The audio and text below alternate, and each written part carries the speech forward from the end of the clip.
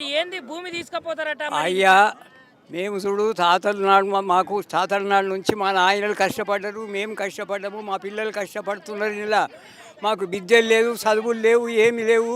కూలీ నాలి ఎద్దు వ్యవసము అన్నీ బతికినాయి, వేల మందిందా. ఇప్పుడు ఈ పాటికి మీ ప్రభుత్వం మమ్మల్ని అకస్మాత్తుగా తీసుకొని మమ్మల్ని ఏం చేయమంటారు? ఏం మమ్మల్ని ఎక్కడ పోమంటారు? ఈ జనాన్ని మొత్తం ఎక్కడ పోమంటారు? అది మరి ఎట్లా? ఇప్పుడు మా పరిష్కారం ఎట్లా? మా ఏం ఎవరు చెప్పాలి? వాడు అకస్మాత్తుగా తీసుకొని మమ్మల్ని నాగం పట్టిస్తానంటే ఇప్పుడు ఏం చేయాలి?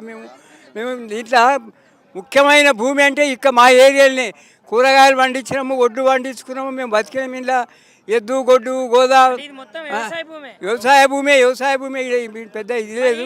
వ్యవసాయ భూమిలో మీరు ఇన్ని సంవత్సరాల బట్టి అయితే వ్యవసాయం చేసిర్రు. అవును. మరి ఎందుకు ఇంత అన్యాయంగా అక్రమంగా నోటీసులు ఇవ్వకుండా మరి ఎందుకు మీ భూమి ఎందుకు అదే మేము అనేది ఎందుకో మరి వాళ్ళ అయ్య జాగిరా మన తాత జాగిరా వాళ్ళు ఎందుకు మరి తీసుకుపోవాలి? మూసి అదని చెప్పి మూసి మీద పేరు పెట్టి ఇవన్నీ ఏమో రియల్ ఎస్టేట్ చేద్దాం అనుకుంటున్నా, ఏం చేస్తున్నా, మందిని ముంచుదాం అనుకుంటున్నా, ఏం సంగతి తెలియదు.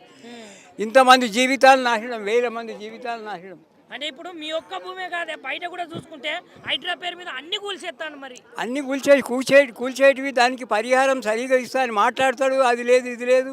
మరి మాకు కూడా పరిహారం బజార్తో బదియాలి, లేకపోతే మా ఇయ్యగలిగిన భూమి కూడా మాకు ఏమైనా భూమి చూపించాలి. అది అంటే ఇప్పుడు భూమి చూపియాడు, పైసలు ఇయ్యాడు, మరి పట్టా భూములు ఇట్లా చేస్తాడు. నీకు లోపల ఎట్లా రగులుతాను? మరి రగులుతానా? లేవు చంపేయమను. అంత చూడి అందరు నిలబెట్టి వేల మందిని మా మొత్తం ఎంతమంది మేము జీవనం ఉన్నామో అంతమంది జీవాత్మలను మొత్తం షూట్ చేసి చంపేయమని, చంపేసి భూములు తీసుకోమని.